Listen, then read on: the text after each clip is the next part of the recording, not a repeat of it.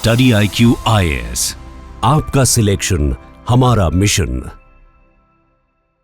Hello everyone, welcome to study IQ IAS। Myself Utkarsh Singh. और आज इस लेक्चर में हम लोग बात करने वाले हैं एंथ्रोपोलॉजी जुड़ा हुआ एक टॉपिक है, that is role of anthropology in tribal and rural development. जब भी आप पेपर 2 में ट्राइबल इंडिया वाला पोर्शन पढ़ते हो तो वहाँ पर टुवर्ड्स द एंड ये आपका यूनिट है। हालांकि यूनिट में डायरेक्टली सिर्फ मेंशन है कि role of anthropology rural development में क्या है, लेकिन कई बार आपसे ये क्वेश्चन जो है ट्राइबल एंथ्रोपोलॉजी के साथ ऐड करके पूछता है, ट्राइबल डेवलपमेंट के साथ ऐड करके पूछता है कि दोनों को एक साथ में पूछा जा रहा है। So we like to have a short discussion, a short summarised and crisp discussion on this particular topic. और वीडियो में आगे बढ़ने से पहले मैं आपको बताता चलूँ, फिलहाल जब आप इस वीडियो को देख रहे हो, हमारा फाउंडेशन बैच जो है स्टार्ट हो चुका है। आज हमारी यहाँ पर प्लानिंग चल रही है ओरिएंटेशन के लिए, और 24 घंटे बाद हमारा जो ओरिएंटेशन सेशन है यहाँ पर शेड्यूल्ड है। और एक कोइंसिडेंस की बात है कि स्टडी IQ पे फिलहाल अगले कुछ घंटों के लिए, है ना, 24-30 आवर्स के लिए हमारी एक लिमिटेड पीरियड की यहाँ पर सेल भी चल रही है, that is the final mile sale. So you can get enrolled at the best prices with the starting of the batch, which is a coincident, बाद में मौका नहीं मिलता है। And do not forget to join the orientation classes, ठीक है। बाकी मैं बैच के बारे में और फीचर्स के बारे में आपको एडिशनल बातें बताऊंगा, पर वो बाद की बात है ना। पहले काम की बात करते हैं। चलिए देखिए, एंथ्रोपोलॉजी की जब भी हम बात करते हैं, so there are usually 4 major fields, और एरियाज, ठीक है। फॉर एग्जाम्पल, जो सोशल कल्चरल एंथ्रोपोलॉजी है, जो हमारी फिजिकल या जिसको आप बायोलॉजिकल भी कहते हो, physical biological anthro, and then हमारा archaeological, and lastly linguistic. These are 4 major branches as far as anthropology is concerned. But modern anthropologists, specifically in the mid 20th century, came up with another addition. Franz Boas ने जो 4 field बताया था उसमें तो यही है, but France बोआ की जो अप्रोच है वो लेट 19th सेंचुरी की है। मिड 20th सेंचुरी में एक नई ब्रांच को काफ़ी प्रमोट किया गया, which is informally also called as the 5th branch of anthropology, that is applied anthropology. What is the essence of applied anthropology? देखिए, applied anthropology is basically the application or use of anthropological theories, concept and understanding in solving real world human problems, ठीक है ना। इंसानों की हम क्या है, anthropology is the study of humans, but what is the you can say use of learning all these dimensions about humans when you cannot add some value or solve certain real life problems with that attained knowledge. So applied anthropology ऐसी ही एक field है, इसको 5th field या 5th branch of anthropology कहते हैं। और ये कोशिश करती है कि जो भी जानकारी हमने एंथ्रोपोलॉजी में पढ़ी है, जानी है, जो थ्योरीज हैं, जो सबक सीखे हैं, उसको हम कैसे यूज़ करें on the ground real life situation में प्रैक्टिकल ह्यूमन प्रॉब्लम्स को सॉल्व करने के लिए, ठीक है। तो अप्लाइड एंथ्रोपोलॉजी के नेचर से भी ये जो आपका टॉपिक है या थीम है, ये काफ़ी इंपॉर्टेंट बन जाता है, बिकॉज रूरल या ट्राइबल वर्ल्ड को अगर आप देखोगे तो बहुत सारी वहाँ पर प्रॉब्लम है, ठीक है ना। और जैसे प्रॉब्लम्स क्या क्या है, अगर हम यहाँ पर बात करें, जो मेजर प्रॉब्लम है, why we have taken green as a colour, let's take white. अगर हम ये प्रॉब्लम्स की बात करते हैं तो there are various problems. For example, housing है, यहाँ पर सैनिटेशन हो सकता है, हेल्थ एंड हाइजीन, ठीक है। इलिटरेसी इज अ प्रॉब्लम और problem pertaining to education, you can simply say. Next, poverty, you can associate it with unemployment also, ठीक है।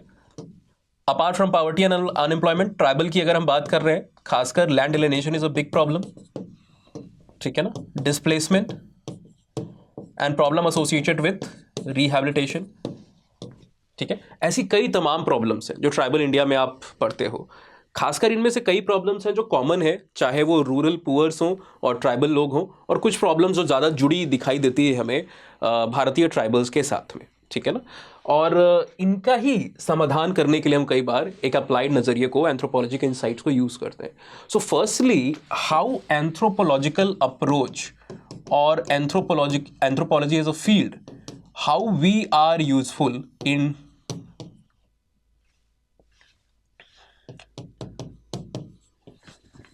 Solving these problem. हमारे पास ऐसा क्या है जो हमें अलग बनाता है, हमें ज़्यादा इक्विप्ड बनाता है इन चीज़ों को सॉल्व करने के लिए। देखिए, सबसे पहले कई बार क्या होता है ना कि जब भी फील्ड वर्क किए जाते हैं ज़मीनी स्तर पे प्रॉब्लम्स को समझने के लिए, वहाँ पर एक एथनोसेंट्रिक व्यूज़ को लेकर के चला जाता है। यानी कि जब भी आप फील्ड के ऊपर जा रहे हो तो आप समस्याओं को या उनके कल्चर को, उनके नज़रिए को आप लोकल और नेटिव पर्सपेक्टिव से ना देख करके आप अपने ज्ञान के हिसाब से देखते हो। आपकी एक दुनिया है, आप एजुकेटेड हो, है ना, और आपके कुछ प्री कंसीव्ड नोशंस हैं जो आप पहले से दिमाग में लेकर के चल रहे हो, है ना। पूर्वाग्रह इसको हिंदी में कहते हैं। इसकी वजह से क्या है, एक हिंड्रेंस आती है, एक बाधा आती है ट्राइबल जो वर्ल्ड है या रूरल जो सोसाइटीज़ है उनके वैल्यूज़ को समझ पाने में, उनके वैल्यूज़ को समझ पाने में। एक अच्छा सा एग्जांपल मैं आपको देता हूँ। गवर्नमेंट लेट्स अज्यूम कि यहाँ पर स्वच्छ भारत अभियान लेकर के चल रही है, और इस स्वच्छ भारत अभियान के तहत ही आप देखोगे जो टॉयलेट्स हैं उनको वहाँ पर बनाना है ना, घर में हाइजीन को प्रमोट करने के लिए। पब्लिक टॉयलेट्स तो ठीक है, होते ही होते हैं, लेकिन इंडिविजुअल घरों में, है ना, एक घर के साथ एक टॉयलेट होना काफ़ी ज़्यादा ज़रूरी है, बाथरूम होना काफ़ी ज़रूरी है। अब हम एज एन एंथ्रोपोलॉजिस्ट जब चीज़ों को देखते हैं तो हम कल्चरली न्यूट्रल पर्सपेक्टिव से देखते हैं, हम सामने वाले के नज़रिए को भी जानने की कोशिश करते हैं। मैं आपको कुछ रिसर्चेस बताऊंगा और कुछ तो मेरे खुद के ऑब्जर्वेशन है। For example, while I was working among the Agarias in the Singrauli region, ठीक है ना, जो मध्य प्रदेश, उत्तर प्रदेश, ये बिहार झारखंड का बॉर्डरिंग एरिया है यहाँ पर, और सोनभद्र के हिस्से में जो कि मिर्ज़ापुर, अगर आपने नाम सुना होगा शायद, वेब सीरीज़ एक थी, उसी के बगल में एक डिस्ट्रिक्ट है जिसको सोनभद्र डिस्ट्रिक्ट कहते हैं। One of the largest districts है उत्तर प्रदेश में, और पहले मिर्ज़ापुर और सोनभद्र एक ही पार्ट हुआ, एक ही कॉमन डिस्ट्रिक्ट हुआ करते थे, बाद में बाइफर्केशन हुआ, ठीक है। Otherwise they must have been the largest. उस समय ये जब साथ में थे तो सबसे बड़े एरिया वाइज डिस्ट्रिक्ट हुआ करते थे। अब इस जब का ये जो रीज़न है, इसमें बहुत सारी ट्राइब्स हैं, इनमें से एक ट्राइब जो है अगरियास के। अगरियास के बीच में कई बार क्या आपको देखने को मिलेगा कि गवर्नमेंट ने कॉन्ट्रैक्टर्स को, बाकी लोगों को पैसे दिए, ठीक है ना, कि आपको लोगों के ट्राइबल्स के बीच में क्या करना है, आपको शौचालय बनाने हैं यहाँ पर, ठीक है, स्वच्छ भारत को आपको प्रमोट करना है, ताकि जो ओपन डिफिकेशन है ना, खुले में जो शौच है, उसको हम क्या कर सके, कंट्रोल कर सके। लेकिन आपने देखा होगा कई सारे बार रूरल सोसाइटीज़ में और ट्राइबल में तो और भी ज़्यादा हद तक एक बिलीफ होता है कि घर के अंदर में शौचालय को ना बनाया जाए, पब्लिक वॉशरूम या टॉयलेट्स को ना बनाया जाए, ये उनका बिलीफ है। एक अक्षय कुमार की मूवी आई थी टॉयलेट एक परम कथा, उसमें भी अगर आप देखोगे वो कोई ट्राइबल सोसाइटी नहीं थी, एक नॉर्मल रूरल फैमिली को वहाँ पर पोर्ट्रे किया गया था, और उसमें कुछ लोग तो एजुकेटेड भी थे अलग अलग डिग्री के, ठीक है। और मॉडर्न टाइम की बात है, ऐसा नहीं कि बाबा आदम के ज़माने की बात दिखाई गई है। तो उस मूवी के अंदर में आप देखोगे क्या है, एक जो कल्चरल बिलीफ है वो रिस्ट्रेन कर रहे हैं हाउस के अंदर में शौचालय बनाने से, कि घर के अंदर में शौचालय को बनाया जाए, ठीक है। और लोग क्या प्रेफर कर रहे हैं कि घर के बाहर, अगर बनाना है तो घर के बाहर बनाओ, और या तो ओपन में जैसे ट्रेडिशनली लोग करते आए हैं, पब्लिक डिफिकेशन या नॉट पब्लिक, ओपन डिफिकेशन, वैसे आप करते चलो, ठीक है। ट्राइबल्स के बीच में भी एक इसी तरीके का, उनके तो हाउस जो है वो बहुत बड़े भी नहीं है, कंपाउंड्स काफ़ी छोटे हैं, घर काफ़ी छोटे होते हैं, कई बार कच्चे मकान होते हैं। आज के समय में गवर्नमेंट ने पक्का हाउसेस भी देने का काम किया है, बनवाने का काम किया है। अदरवाइज रीड्स, बैम्बू, ये सारी चीज़ों को जोड़ के ना मड की वॉल बना करके वो रहते हैं। और कई बार जितने आम एक middle, upper middle class family के जो वॉशरूम का साइज़ होता है ना, उतना टोटल एक ट्राइबल के घर का साइज़ आपको देखने को मिलेगा। झोपड़ियों की साइज़ के यूजुअली घर होते हैं, और ज़्यादा से ज़्यादा ये पूरा जो घर है वो 250 स्क्वायर फीट के एरिया में बना होता है। पूरा घर का जो कंपाउंड है उनका वो 250 स्क्वायर फीट में होता है। हाँ, बाहर की तरफ अच्छा खासा एरिया रहता है जिसमें ग्रेन करना, ग्राइंडिंग, थ्रैशिंग, जो नॉर्मल एक्टिविटीज़ हैं, जो काउडंग मटेरियल है ना, उसके केक्स जो उपले होते हैं गोबर के, उसको बनाना, और भी काफ़ी मतलब ओपन कंपाउंड में एरिया है। बट अंदर जो घर के अंदर का एरिया है वो 150 से 200-250 स्क्वायर फीट से ऊपर आपको कई बार नहीं देखने को मिलेगा, जो हम ट्रेडिशनल हाउसेस की बात कर रहे हैं। आज के समय में कुछ लोग जो है वाइट कलर जॉब्स में, प्राइवेट जॉब्स में आ चुके हैं, उन्होंने अपने पक्के हाउसेस बनाए, और कुछ को घर गवर्नमेंट ने भी वहाँ पर घरों को अलॉट किया है। लेकिन इन दोनों केस में, चाहे आप रूरल या ट्राइबल एरिया की बात करो, घरों के अंदर में जो वॉशरूम है उसको बनाने के प्रैक्टिस नहीं होती है। अब हमने जब कोशिश की, हमने क्या किया, टॉयलेट्स को हमने ये तो समझ लिया कि इनको घरों के अंदर में टॉयलेट नहीं चाहिए, तो हमें लगा बहुत स्मार्ट है, हमें इतनी जानकारी पता है इनके कल्चर के बारे में, हमने उनके घरों के कंपाउंड के, ये घर का कंपाउंड है और यहाँ पर हमने बाहर एक वॉशरूम को बना दिया। लेकिन कई बार दिक्कत क्या होती है ना कि आप अभी भी लोकल बिलीव्स को और लोकल जो इन्वॉल्वमेंट है उसको इंश्योर नहीं कर रहे हो।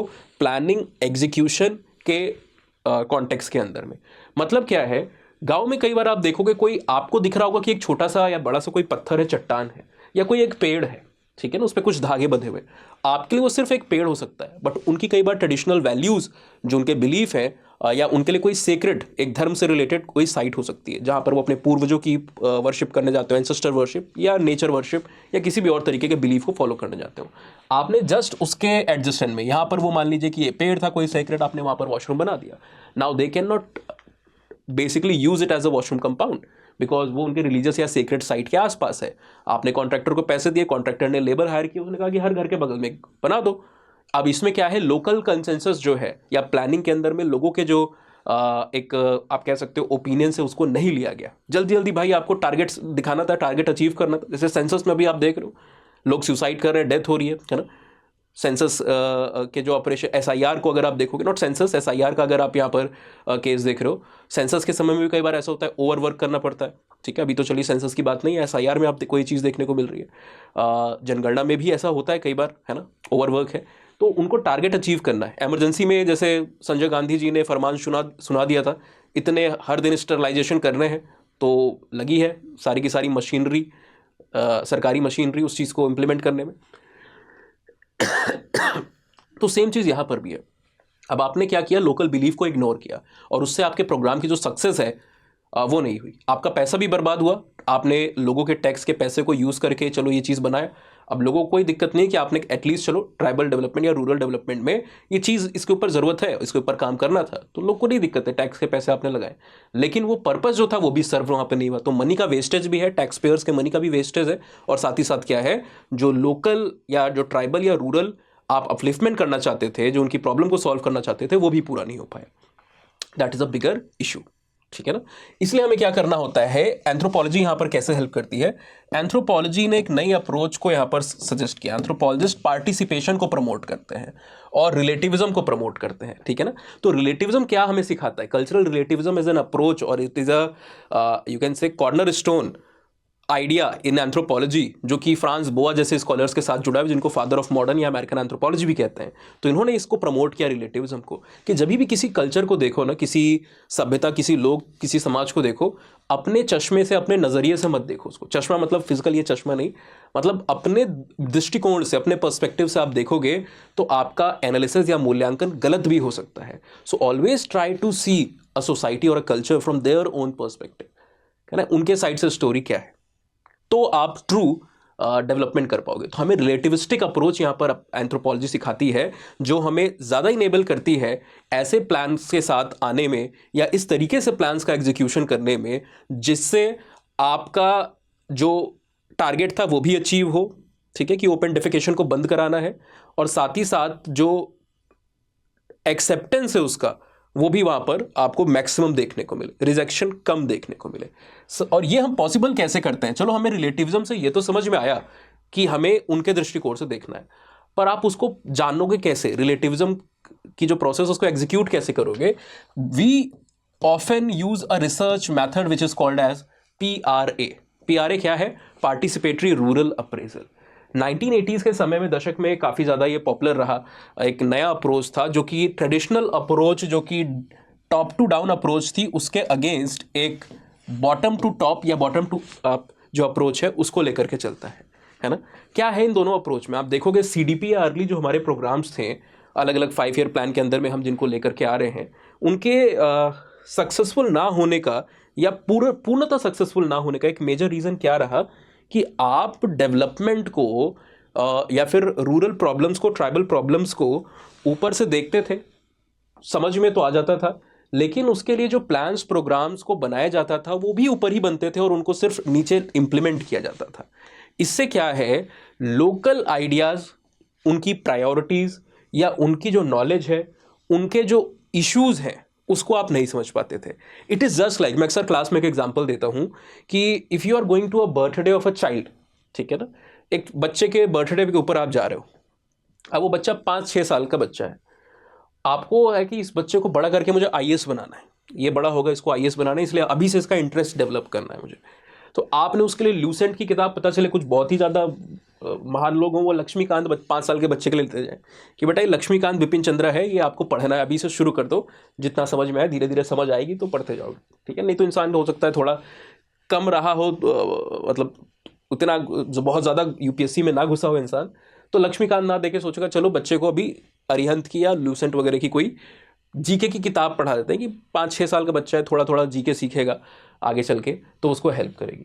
बच्चे को क्या चाहिए, वो 5-6 साल का बच्चा, अभी उसको कोई मतलब नहीं यूपीएससी क्या, आईएएस क्या, पीसीएस क्या, आपके जो आप उसके लिए सपने देख रहे हो बात की बात है। अभी उसको क्या चाहिए, एक टॉय चाहिए, एक कार चाहिए, एक रिमोट कंट्रोल हेलीकॉप्टर कुछ चाहिए, इस तरीके की चीज़ें चाहिए। ऑलराइट, सो क्या है कि आप उसके पर्सपेक्टिव से चीज़ों को नहीं देखा, आप अपने ही उस पर थोपने के ऊपर लगे हो। तो हम क्या करते हैं कि हम जो समझ रहे हैं कि रूरल के लिए, ट्राइबल के लिए क्या चीज़ ज़रूरी होगी, हम उसको लाने की कोशिश कर रहे हैं। हम उनका इन्वॉल्वमेंट नहीं ले रहे, है ना, कि वो क्या कहना चाहते हैं, उनकी बातों को नहीं सुनना है। पॉलिसी मेकिंग को हमें क्या करना है, हमें डिसेंट्रलाइज करना है। जैसे जब पीआरआईज आया, पंचायती राज इंस्टीट्यूशन, पेशा आया, क्या इनका उद्देश्य था कि हम पावर का ही सिर्फ डिसेंट्रलाइजेशन ना करें, पावर के डिसेंट्रलाइजेशन से जो लोकल लेवल के ओपिनियंस हैं, जो पर्सपेक्टिव है, वो भी हम इनकॉर्पोरेट कर सके, उनको भी हम जोड़ सके, लोगों को साथ में जोड़ सके और सेल्फ गवर्नेंस को प्रमोट कर सके। That was the idea. Similarly ये जो हमारी पीआरए की अप्रोच होती है, ये भी क्या करती है, एक सेल्फ गवर्नेंस को जोड़ती है। यहाँ पर जो रिसर्चर है वो लोगों के साथ मिलकर के डेवलपमेंट के एस्पेक्ट के ऊपर पॉलिसी मेकिंग और उनकी प्रॉब्लम्स को समझता है। इसके अंदर बहुत सारे अलग अलग स्टेप्स होते हैं, जैसे transitory walk, social mapping, resource mapping, ये इनिशियल स्टेप है जहां पर आप शुरुआती समय पे पूरे गांव का चक्कर लगाओगे, researchers along with the villagers. और इससे करते क्या हुआ, इससे बेसिकली रिसोर्सेज क्या है विलेज के अंदर में, सोशल मैपिंग मतलब कौन सी कम्युनिटीज़ हैं, कितने ऊंचे वर्ग के लोग हैं, नीचे वर्ग के लोग हैं, कौन गरीब है, कौन अमीर, मतलब पूरा जो सोशल, कौन किस रिलीजन का इंसान है यहाँ पर, कौन ट्राइबल है, कौन नॉन ट्राइबल है, ये पूरी सोशल मैपिंग आप करते हो, गांव का एक मैप बनाते हो, वहाँ पर रिसोर्सेज को मैप करते हो। और ये जो मैपिंग की प्रोसेस है ना, इसको आप नहीं कर रहे हो, इसमें भी आप किसको कर रहे हो, लोकल्स को जोड़ रहे हो। वो आपके बताए हुए तरीके से वो मैपिंग में आपकी हेल्प कर रहे हैं, वो रूपरेखा तैयार कर रहे हैं, है ना। इससे फ़ायदा क्या होता है, फॉर एग्जांपल जैसे मैंने अभी बताया कि आपके लिए यहाँ पर एक ट्री बना था, एक नॉर्मल एक रैंडम ट्री था, तो आप तो ऑर्डर कर दोगे कि यहाँ पर हमें कुछ बनाना है, ट्री को काट के फेंक दो, बट उनके लिए हो सकता है वो सेक्रेड वैल्यू रखता हो, कोई इंपॉर्टेंस हो उसकी, ठीक है ना। तो इसीलिए इनका इनकॉर्पोरेशन भी ज़रूरी है। दूसरा, priority setting. For example government ने आपको पैसे दिए कि 300 करोड़ रुपए है और 3 अलग अलग एरियाज़ में आपको काम करना है। एक एरियाज़ मतलब क्षेत्र वाला एरिया नहीं, 3 अलग अलग चीज़ों के ऊपर काम करना है कि भाई यहाँ पर एक तो हेल्थ इंफ्रास्ट्रक्चर सैनिटेशन वाली चीज़ है, एक रोड ट्रांसपोर्ट है और तीसरा इरिगेशन है, ठीक है ना। अब आपको लगा कि इंफ्रास्ट्रक्चर सबसे अधिक सामने से चीज़ दिखाई देगी इनमें से, हेल्थ केयर के अंदर में जो सफलता है वो बहुत जल्दी नहीं दिखेगी और ऐसा भी नहीं है कि उससे बहुत ज़्यादा दूसरे लोग भी फ़ायदा करें, है ना। तो हम सबसे आसान क्या है कि रोड बनाते हैं, तेज़ी से रोड बना देते हैं। ऑलराइट, ये ज़्यादा आसान काम है और ये ज़्यादा सामने दिखेगा, बड़े पैमाने पे दिखेगा। कभी कभी नेता लोग भी आएंगे फ़ोटो खिंचवाने, फ़ोटो शूट करने के लिए ट्राइबल एरिया में, तो वो भी अच्छी रोड का सहायता मिलेगा और बाकी जो लोग हैं उनको भी रोड की कनेक्टिविटी है ना। तो ये चीज़ दिखेगी। तो पहले हम प्रायोरिटाइज करते हैं रोड को बनाने को, लेकिन वो एक ड्राई एरिया है, एक एरिड एरिया है, पानी का इरीगेशन के लिए वाटर की वहाँ पर काफ़ी कमी है और इंसान को भी क्या है, उसके सर्वाइवल के लिए ज़रूरी किसका है, खेती की ज़रूरत है, इरीगेशन, वाटर सप्लाई। सो आपने उस पर काम ना करके, उसके ऑल्टरनेटिव को बिल्ड ना करके आपने ऐसा काम किया जो दिखाई ज़्यादा दे, जिसको आप पॉपुलराइज ज़्यादा कर सको, प्रमोट ज़्यादा कर सको, ठीक है ना, कि इतने किलोमीटर रोड थी हमने इतने किलोमीटर कर दी। So that is also a problem, that is also problem कि प्रायोरिटी वहाँ पर लोगों की तरफ से नहीं, आपके तरफ से डिसाइड हो रही है। लेकिन पीआरए के अंदर में जो प्रायोरिटीज़ है वो भी आप लोकल इन्वॉल्वमेंट के साथ में सेट करोगे। सो इस तरीके के मैथड्स को हम यहाँ पर यूज़ करते हैं। अच्छा, इसके अलावा क्या है कि एंथ्रोपोलॉजी ने ये जो फील्ड है ना डेवलपमेंट से रिलेटेड, वहाँ पर कई सारी ऐसी अप्रोचेज़ या ऐसी कई सारे कंसेप्ट्स को डेवलप किया है जो इंडिया की सोसाइटी, ऐसे मल्टी एथनिक सोसाइटी को समझने में हमें हेल्प करती है। देखिए, जब तक आप किसी समाज को समझोगे नहीं ना तो आप उसको एडमिनिस्टर कर सकते हो, ना तो आप कंट्रोल कर सकते हो।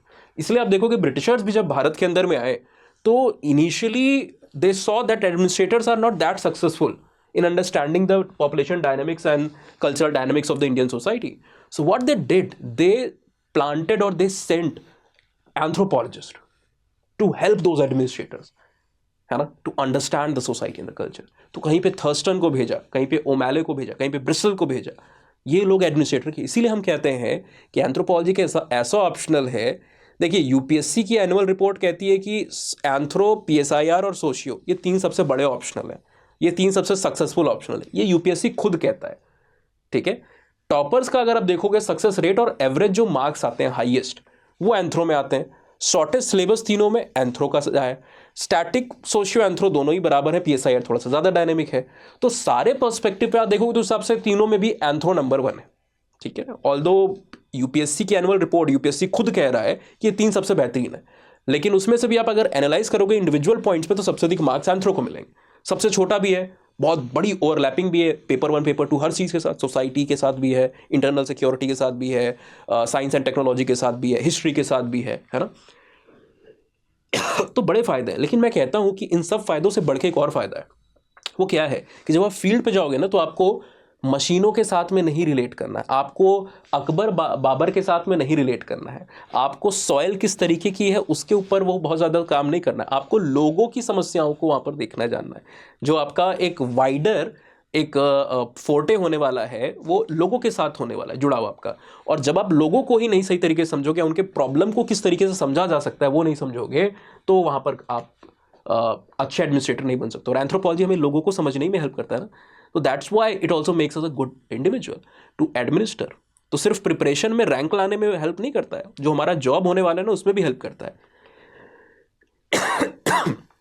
अब एंथ्रोपोलॉजिस्ट कैसे इस चीज को करते हैं, कई सारे कंसेप्ट्स को हमने बनाया हुआ है।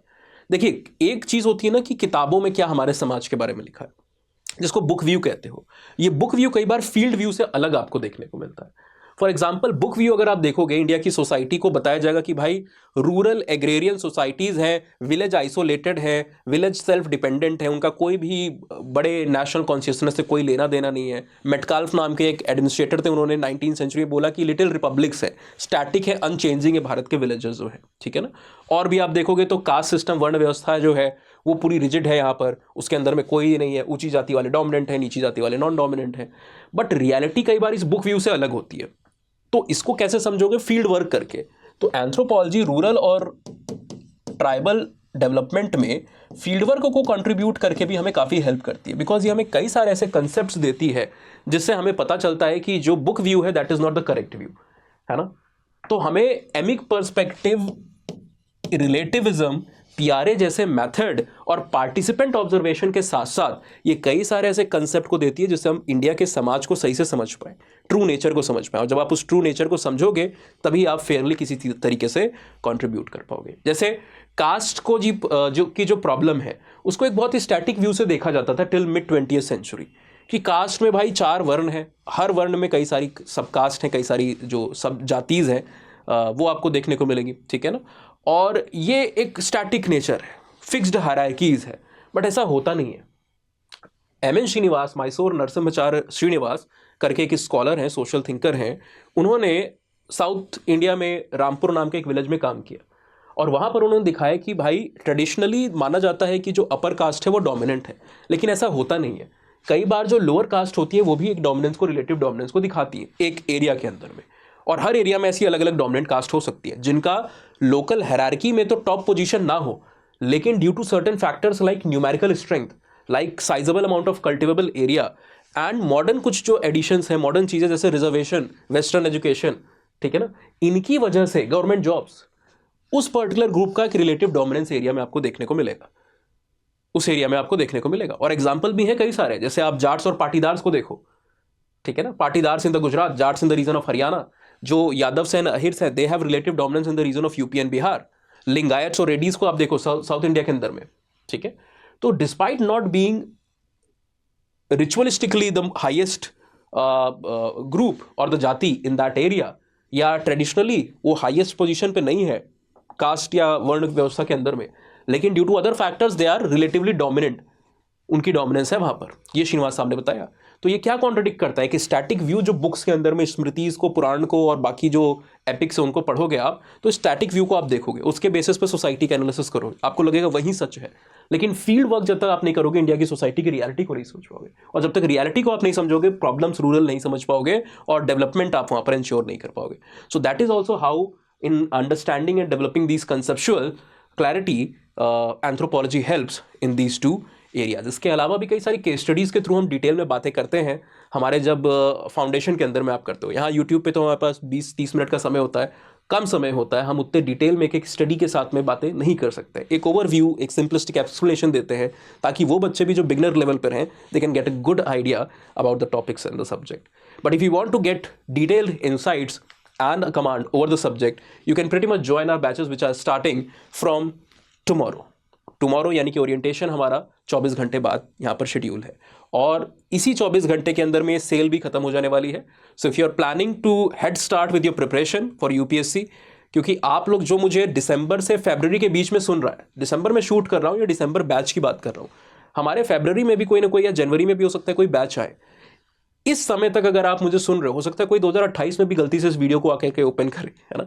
लेकिन मैं कह रहा हूं कि अगर आप 2027 के लिए प्रिपेयर कर रहे हो और आप मुझे दिसंबर से फरवरी के बीच में सुन पा रहे हो, इस वीडियो को आप देख रहे हो, तो काफ़ी इंपॉर्टेंट है बिकॉज हेड स्टार्ट करना बहुत ज़रूरी है। एक early mover advantage UPSC optional preparation में काफ़ी ज़रूरी होती है।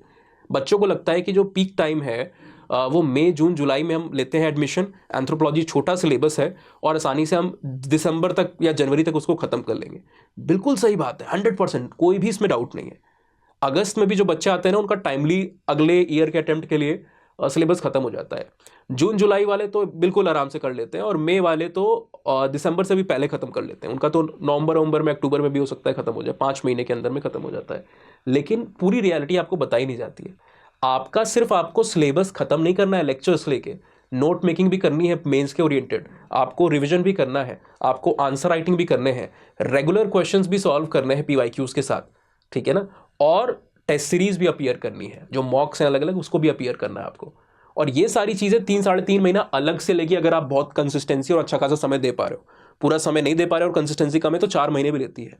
तो आप वो जो 5-6 महीने है ना उसके साथ ये 3-4 महीने भी लेके चलो, यानी कि टोटल आपके सब्जेक्ट पे ग्रिप बनने में 9-10 महीने लगेगा।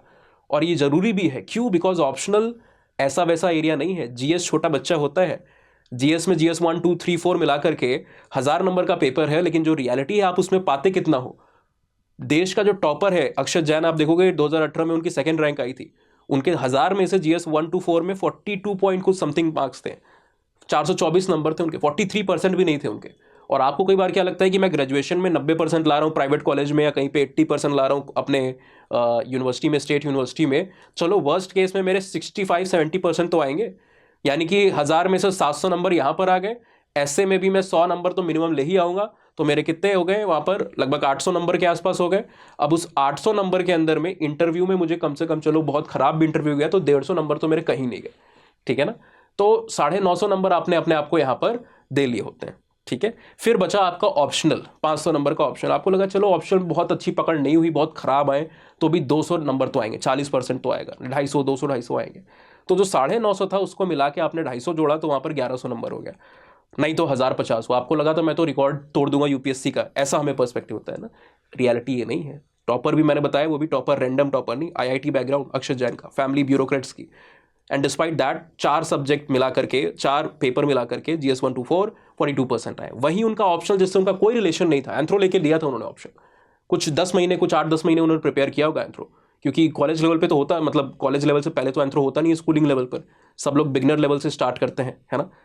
And he scored 335, more than 65% marks in his optional. And the difference between his GS and optional was roughly 25%. Not almost, मतलब not exactly, but roughly आप approx करो तो 25% का difference था।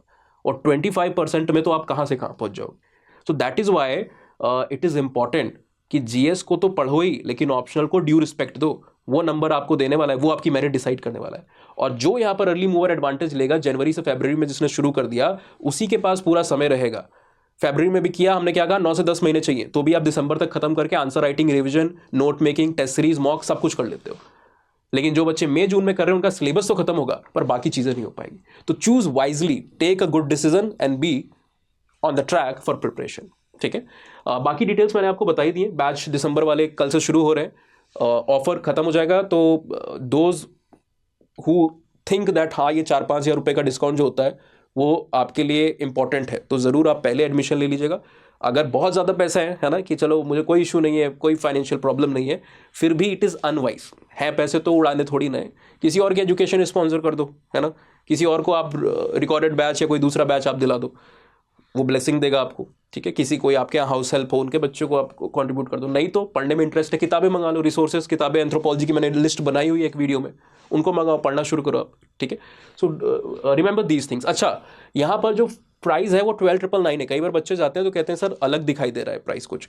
क्या गलती करते हो आप, वहाँ पर जो कोड लिखे हैं होते हैं उसको आप अप्लाई करते हो, यूएस लाइव को अप्लाई कीजिएगा तो ये 12,999 दिखेगा। और ये भी सिर्फ गोल्डन पे, गोल्ड बैच पे। हमारे 2 वेरिएंट होते हैं ऑप्शनल के, जैसे गोल्डन और एक प्लैटिनम।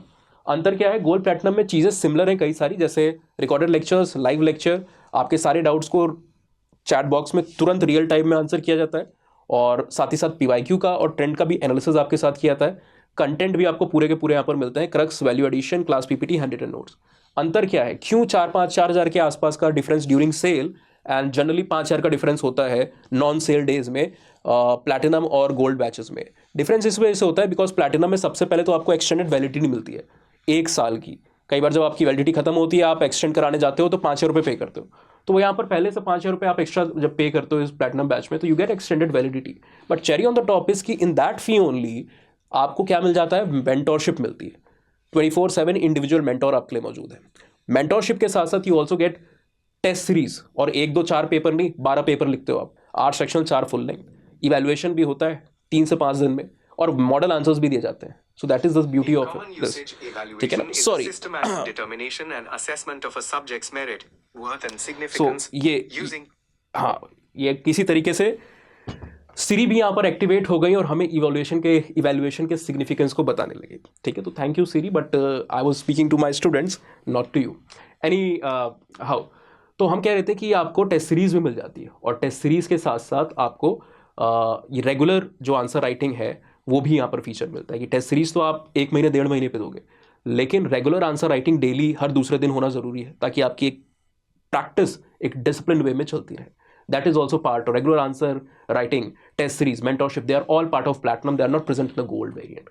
और आखिर में क्या है, यहाँ पर ऑप्शनल ज्ञान भंडार और स्पेशल सेशन विद फैकल्टी का भी फीचर आपको सिर्फ और सिर्फ प्लैटिनम में मिलता है, not in the gold. So try to utilise these things and use the code US Live to get admission. 12,999 is the fee during sale for our gold batches. 15,999 is the fee for our platinum batches. ठीक है ना, but the offer is limited. इसके बाद ये fee 22,000 और 20,000 respectively हो जाएगी। तो मौके का फ़ायदा ज़रूर उठाइएगा, और एडमिशन भी समय से ले लोगे तो आप ओरिएंटेशन में ज्वाइन कर जाओगे, ठीक है ना। अच्छा, P2I में जिन्होंने एडमिशन नहीं लिया ना, वो पहले भी यहाँ पर देख सकते हो, हमारे जो prelims to interview GS batches है उनमें 3 वेरिएंट आते हैं, और उसके भी डिटेल्स यहाँ पर है। मैं साइड हो गया हूँ ताकि आप स्क्रीनशॉट ले लो इसका, और आराम से बैठ करके कंपेयर कर लेना। अगर आपने GS के लिए एडमिशन नहीं लिया है तो आप साथ में एडमिशन ले सकते हो, जिससे आपके डिस्काउंट बहुत ज़्यादा हो जाते हैं। ट्रस्ट मी, ऑलमोस्ट एक तरीके से ऑप्शन आप फ्री में तैयार कर लेते हो, इतना डिस्काउंट हो जाता है आपका।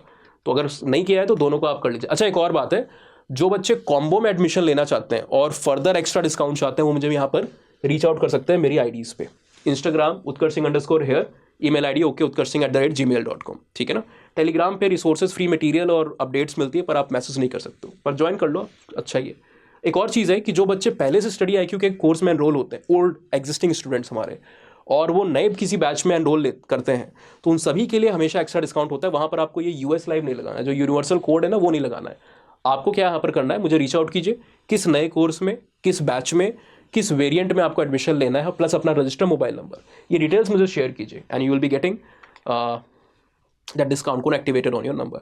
सो आई होप कि आप सबको मैं ओरिएंटेशन सेशन में मिलूँ। लेट हो तो आप कोशिश कीजिए कि आप सैटरडे संडे तक ज्वाइन कर लो, क्योंकि एक मतलब मंडे जो भी अपकमिंग है उससे हम 4th गियर के अंदर में मतलब फुल फ्लेज्ड हमारी तैयारी शुरू हो जाएगी।